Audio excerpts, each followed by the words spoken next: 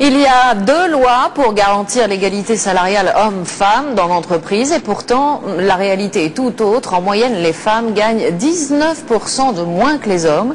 Elles ont aussi beaucoup moins accès aux postes de direction. Leur taux de chômage est plus important. Bref, il y a encore beaucoup d'efforts à fournir pour faire évoluer les mentalités. Sophie Brune.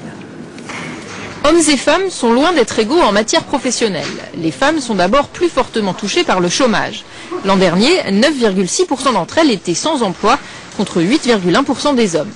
Ensuite, lorsque les femmes ont un travail, elles l'exercent souvent dans des conditions plus précaires. Sur quelques 4 millions d'actifs à temps partiel, plus de 80% sont des femmes.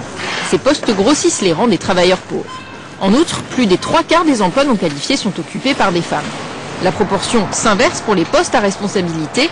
Moins de 10% de femmes siègent dans les comités de direction et les conseils d'administration des entreprises du CAC 40. Évidemment, ces inégalités se traduisent sur la feuille de paye. Le salaire horaire moyen des femmes est inférieur de 19% à celui des hommes. Mais les différences de qualification ou de carrière n'expliquent pas tout. Pour un même poste, une femme touche encore 11% de moins qu'un homme. Conséquence de ces inégalités dans l'emploi, elles perdurent à la retraite.